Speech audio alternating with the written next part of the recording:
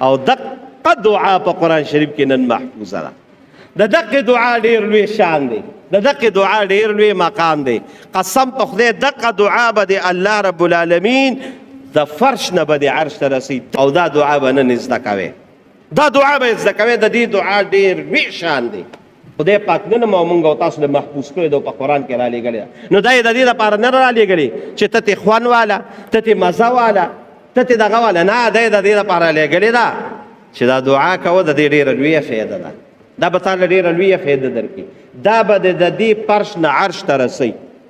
دعا نن واورئ او په خپل سوچ او فکر کې راولئ. فتبسم ضاحکا من قولها. په دریو مرحلو باندې مشتمل د درې قسمه دعاګانې دي وویلی. قال رب اوزعنی، یو دعا ده، اوزعنی ان اشکر نعمتک التي انعمت علی، یو دعا دا شو وعلى والدي. دویم نمبر وان اعمل صالحا ترضاه، دویمه دعا دا شو. او دریم نمبر وادخلنی برحمتک فی عبادک الصالحین. اوفو، څه عظیمه او څه مزیدار او څه بهترینه دعا ده یار. یار په دې زړه کې محفوظ کې یاد رتنی چاته دا کومو ملګرو قرآن شریف والی دوی ته ووایي، دا موږ ته ولیکې، دا موږ ته یاده کې، دا وګورئ. قسم مې دی د الله په ذات ډېره عظیمه دعا ده یار. قرآن شریف کې چې الله موږ او تاسو له راوستې، خو د دې دپاره چې موږ او تاسو ته پیدا والي. ما خو تا ته وایي چې د قرآن شریف واقعات د دې دپاره نه دي چې موږ او تاسو ته خوندونه والو او قصه وکړه، نه، عبرة لأولي الالباب، د دې دپاره چې موږ تاسو ته پند او نصیحت والو. دا خبرې موږ هم تاسو ځان کې راولو. خو د دنیا چې دا څومره مشکلات دي الله به حل کوي، او بیا د دنیا زندگی به تیره شي. زمونږ لویه زندگی د دې ځمکې د لاندې ده، زمونږ لویه زندگی د آخرت ده. د دې دعا د برکته به د الله دنیا هم خشته کوي او آخرت به دې خشته کوي. د دعا معنا لږ اول واورئ، بیا راته تفصیل لږ شان بیانومه، بیا وخت ختم دی، بیا دعا کوم. وی رب اوزعنی ان اشکر نعمتک التي انعمت علی وعلی. خدای پاکه تا خو په ما ډېر لوی احسانات کړي دي. نو اوزعنی، د اوزع معنا ما تیمور جان سار وکړه خو مختلفې معنی راغلي. اوزعنی معنا ماله توفیق راکړي، معنا دا ده ظاهره اوزعنی. خو چې د تفسیر د علماو کوم ما دې دپاره دغه وکتل، دا د الفاظو هغه ډکشنري څه وي لغاتو والا، هغه مې وکتل، هغې کې عجیبه معنا راووته. دا مې ډېره زیاته خوښه شوه، هغه عجیبه معنا. د اوزعنی معنا دا ده چې مسلسل ماله توفیق راکړي، مسلسل. اوزعنی خو ظاهره معنا چې ماله توفیق راکړي، نه، مسلسل توفیق راکړي. د څه توفیق راکړي؟ ان اشکر نعمتک علیه، چې زه ستا د نعمت هر وخت شکریا ادا، قدم په قدم ستا د نعمت شکریا ادا کوم. او دقه انسان په دنیا کې هم کامیاب دی او په آخرت کې هم کامیاب دی چې د الله د نعمتونو شکریا ادا کړي. موږ باندې دا زوال ولې نن دی؟ موږ دا نن بیک ورلډ وروستو زمانه کې چې روان یو، دا ولې روان یو؟ قسم دې موږ کې ناشکري ډېره زیاته، ډېر کم دي. په سلو کې 3، 4، 5% خلک د الله شکر ادا کوي، 15 کم 20 الله ناشکر کوي. ناشکري هغه ناکاره دغه دی چې انسان تباه و برباد کوي. ګوره دا یاد ساته، د الله شکر هر وخت دی وباسئ. د خدای شکر دی چې الله رب العالمین په موږ باندې د ټولو نه زویم لوی رحم او شکر بس وباسئ. زویم د ټولو نه لوی رحم جیداد یې راکو، موټر یې راکو، کټی یې راکو، پټی یې راکو، دا پرېږده. د ټولو نه لوی نعمت شکر په دې وباسه چې الله موږ او تاسو انسانان پیدا کړي. یکو نن موږ سپي پیدا وي، خنزیران پیدا وي، خره پیدا وي، میغې پیدا وي، سنډاګان پیدا وي، غواګانې پیدا وي، چیلې پیدا وي، سپي پیدا وي. موږ به د الله څه کړی وي؟ ډېر لوی په دې شکر چې موږ انسانان. بیا انسانانو کې الله رب العالمین مسلمانان پیدا کړي، د دې نه لوی شکریا بس ادا کړي. بیا په مسلمانانو کې موږ د جناب محمد رسول الله په امت کې پیدا کړي. الله شکر ماده نن زموږ کې کمه شوې ده. یاد ساتئ، یاد ساتئ. خو وایه چې ما شکر دې ادا که، الله به نعمتونه نور هم زیاتوي. او کو ناشکري دې وکړه الله وایي چې کوم نعمت ما درکړی د دې د اغېشتو مالې طریقه راځي دا قرآن کې الله وایي وایه لئن شکرتم لازیدنکم وایه تیمور جان لام د پاره د څه دپاره دی تاکید دپاره دی لئن شکرتم لازیدنکم کو زما د نعمتونو د شکر یاد کړه الله وایي ضرور ضرور ضرور ضرور ضرور زه به زیاتو ولئن کفرتم او کو زما د نعمتونو د ناشکري وکړه نو ان عذابي لشدید زما عذاب بیا ډېر بیا زیات د دې شکریا د ماده به موږ او تاسو کې څنګه راځي د دې راته یو طریقه ښیم او دا طریقه نن ځان سره یو څه ډېر خوند به درکړي یو بالکل قدم په قدم به د الله شکر ادا کړي یو دوه خبرې ځان سره یو څه یو دوه خبرې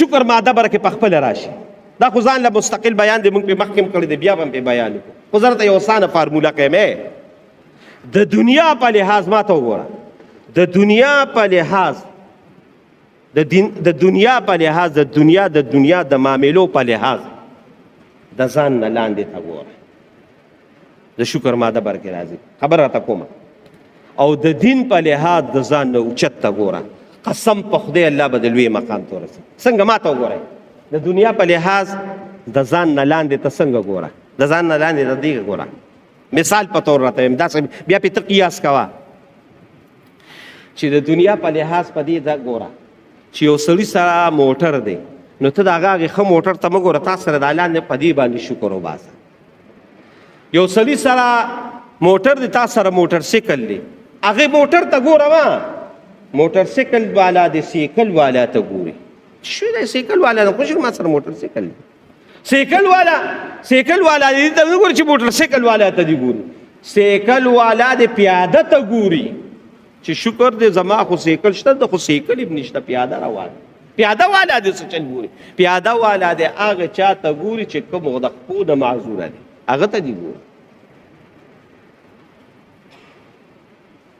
نو په خپله به کې د شکر هغه ماده راځي په خپله به د الله رب العالمین د شکر هغې معدې ته او د شکر هغې دغه ته به دې ورسوي زموږ د دې دین یو بزرګ دی نوم یې رانه خیر حسین شو یو ځل یې د جومات کې مونځ کو چې جومات کې مونځ کو نو چې د جومات نه راووتو نو کیلې ته چاوړې وې ما ته وګورئ کیلې ته چاوړې وې خو جای ده چې کیلې ته چاوړې وې بس دې داسې خدای پاکه کیلې خو چای اولې داسې روان شو خپل بېخبې اوس روان دی او دا دغه وي وخت چې نورو ته ګوري چا کیلې دي څوک په ګاډو کې روان دي داسې پیاده روان دی خپل بېخبې روان دی خفه دی چې داسې لږ منځ تېر شو چې ویې کتل یو سړی دی اوس را روان دی نو داسې په دې سلوربولي را روان دی دا لاسونه یې داسې لګولي دي او دا کونډې په دې ځمکه لګولي دا خپې یې شاته دا کړي نو چې دا په هغه سړي ته په هغې سلوربولي باندې وکتل او بیا داسې شاته راته شو د هغې سړي خپې نه وي خپې یې نه وي چې خپې یې نه وي هلته الله ته په سجده پرېوته هلته الله ته په سجدې پرېوته وي شکر الحمدلله کېړو پسې خو به رسو شکر چې خپې مې دي کو خپې مې نه وي ده په شان به په سلوربولي روانو زما عزتمند ورونو د دنیا په لحاظ د ځان نه اوچت ته مه ګوره د ځان نه لاندې ته ګوره قسم په خدای داسې سکون به او الله وی نحن قسمنا بین معیشتهم فی الحیات الدنیا وایه ورفعنا بعضهم فوق بعض دا الله وی دا تقسیم ما کړی دی بس په دې باندې صبر کوه د ځان نه اوچت ته د دنیا په لحاظ باندې مه ګوره قسم په خدای کامیاب دی سربالا به سکون به دې یو زړه ته وي الحمدلله زما خدا شته خو خدا مې نشته او د دین په لحاظ د ځان نه اوچت ته ګوره والله چې الله رب العالمین د اعلی مقام ته ورسوي لکه څنګه لکه دې ته ګوره هلکه حافظ صاحب خو دوه سپارې تلاوت کوي زه دې درې ولې نه کوم حافظ صاحب خو د هلکه دوه رکاته نفل کوي زه دې څلور ولې نه کوم نو د دین په لحاظ باندې د ځان نه اوچت ته ګوره د هغه نه اوچت عمل ته ګوره او د دنیا په لحاظ د ځان نه لاندې ته ګوره قسم په خدای الله به د شکر ماده درکړي نو سلیمان علیه السلام لومبې دعا کوي رب اوزعنی ان خدای دې دقه شکر زمونږ نصیب کړي نو دا په څه نصیب کېږي چې ته دا دعا وې هغه عظیم پیغمبر ویلی ته یې وایه رب اوزعنی ان اشکر نعمتک التي انعمت وعلى والدی زما په پلار دې ډېر لوی رحم کړو پلار یې لوی مقام لري یو دعا دا شوه دویم نمبر څه وایي وعد اعمل صالحا ترضاه دویم نمبر دعا دا کوم چې خدایه هغه عمل رانهوالی چې خدای ته پې راضي کېږي. دا ډېره عظیمه دعا ده. عمل هغه پکار دی چې رب راضي شي. عبدالرب راضي نه شي، رب راضي شي. او چې رب کله راضي شي نو رب په معمولي شي راضي کېږي، خو چې اخلاص پکې نو خدای هغه عمل نه غواړم چې خدای ته رانه راضي شي. دقه ډېر لوی کمال دی چې رب راضي شي. رب راضي اوس به رب څنګه راضي کېږي؟ د دې دپاره کوم عمل باندې به دوه اعمالو کوشش وکړئ. دوه اعمالو دا ټول د دې ځای کیفیت خبرې راته کوم. دا نه کوم چې تو پسې ټوپک راولې او تماچه راولې او بیلچه راولې، نه دا د دې ځای خبرې دي. دغه دوه حالته ځان کې راوله، عمل به د الله قبلوي. یو عمل دا دی چې عمل په اخلاص کوه. دې ته مه ګوره چې یاره دا زه مونځ کومه دا دغه پلان کې، نه نه نه نه، دې دپاره عمل په اخلاص کوه د الله لپاره. الله ګوري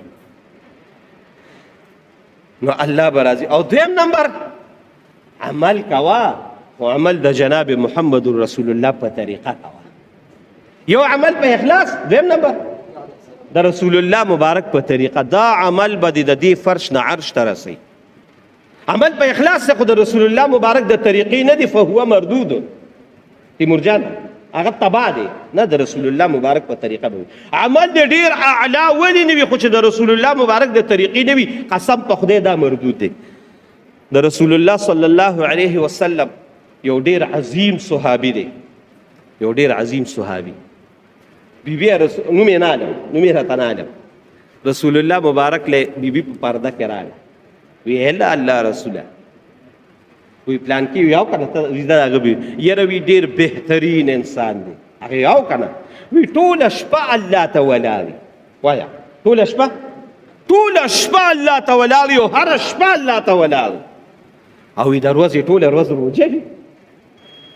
صحابه چې دا خبره واورېده ډېر خوشحاله شوي، دا خو ډېر بهترین انسان دی. رسول الله مبارک چې هغه وی ښځه زه به د خاوند سره خبره وکړم. صحابه یو بل ته وی ډېر بهترین خاوند دی، ډېر بهترین انسان دی، ټوله شپه الله ته ولاړ، د ورځې ټوله ورځ. رسول الله مبارک ته عمل وی الله ته خوښ نه دی. تاسو د زنانه په خبره پوه نه شوئ. صاحب یې راوښ وي څنګه چل وي، زه ټوله شپه الله ته ولاړ او د ورځې مې ټوله ورځ روژې. وی عمل دی الله ته قبول نه دی. وی ولې؟ وی په طریقه زما نه دی. نو څنګه طریقه کوم؟ وی ټوله شپه الله ته مه ودرېږه، زما طریقه به کې، څه شپه به عبادت کې، څه به خوب کې، څه به خپلې بیبي له وخت ورکې.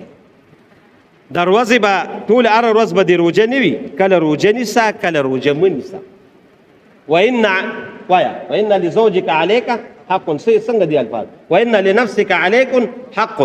پتا د خپل نفسم حق دی، پتا د خپل زوجیم حق دی، پتا د خپل اولادم حق دی. او بیا ورته رسول الله چې زما د طریقې نه څوک اعراض کوي د عمل مردود دی، د عمل قبول نه دی. عمل به هغه وي چې الله د الله رسول څنګه ویلي. نو ان عمل صالحا ترضاه. خدای د هغه عمل توفیق راکړي چې ته پرې راضي کېږي. نو راضي کېږي به الله په څه باندې؟ یو د اخلاص عمل او بل د رسول الله مبارک د طریقې عمل. دوه شوې. وادخلني برحمتك في عبادك الصالحين. بس ختمومه خبره. او خدای په آخره کې تا ته دا سوال کوم. دا ګورې سلیمان علیه السلام دا دعا کوي چې خدای سوال حکومه، خو خدای اصل زندگی د آخرت ته. نو دا سوال درته کوم چې وادخلني برحمتک فيه. خدای تا ته دا سوال کوم چې د قیامت په ورځ پاسم چې د نیکانو خلکو سره پاسم، د نیکانو خلکو سره مې محشر وشي. دا سلیمان علیه السلام وي، د نیکانو خلکو صحبت. الله اکبر. دا ډېره لویه مقام دی، دا ډېره لویه مرتبه ده. زما عزتمندونو هر وخت خپلو دعا کې دا کوئ، خدایه ما د نیکانو صلحو په صف کې پاس. دا یوازې دا ګوره دا سلیمان علیه السلام وایي، دا موږ ته یو تعلیم راکوي، یو تربیت کوي چې ګوره دا دعا هر وخت کوئ چې خدای ما د نیکانو خلکو سره پاسئ، د بدانو د پاسېدو نه مې وساتئ. دا یوازې سلیمان علیه السلام دا دعا نه کوي، د نورو پیغمبرانو وګوره. وایه قاري صاحب انت ولی. یوسف علیه السلام څه وایي؟ عظیمه دعا ده. انت ولی فی الدنیا والآخره توفنی مسلما والحقنی بالصالحین. یوسف علیه السلام څومره عظیم پیغمبر. وګوره خدایا انجام د نیکانو خلکو په صف کې غواړم، انجام د نیکانو خلکو په صف. ابراهیم علیه السلام سوی ابو الانبیاء د څوارلسو زرو پیغمبرانو پلار رب هب لي من الصالحین. دې رښتمه صفات یې کړې ده قرآن روژه لرې ده. رب هب لي من الصالحین دې رښتمه صفات. خدایا نیکانو سره مې تربیت، نیکانو سره مې پاسه. دا دعا هر وخت یې کوې والحقني بالصالحین. خدای تا ته سوال کوم چې د نیکانو خلکو سره پاسه، بس چې د نیکانو د خواله د ځان ورسو کامیابې. رسول الله صلی الله علیه و آله وسلم په دې اخیری خبره ختمومه ناست دی او ډېر یو سخت مشکل یې راغی. یو صحابي نوم را نیر شو، هغه ته یې ویې یاره دا مشکل، هغه ته مشکل به الله حل کړي، زه به سبب یم. هغه مشکل ډېر سخت و رسول الله مبارک چې هغه صحابي ولا حل کړ. مشکات مبارک کې حدیث دی چې هغه ولا حل کړ. رسول الله مبارک ته څه انعام غواړي، څه غواړي، څه دې خوښ دي، وایه سوال چې د الله نه لکوم او تعالی هغه اوس درکړم. وی یا رسول الله صلی الله علیه وسلم ما نه د حدیثو هغه الفاظ ایل شو، غالبا ما ځان ته لیکلو چې کوم ځای مې لیکلي دي بهر کې هغه ورته ای د الله رسوله هغه دغه راته ماخذ راته ویمه، وایي زه دا غواړم چې زه د تا سره پاسم، زما دا خواهش دی چې زه د تا سره پاسم.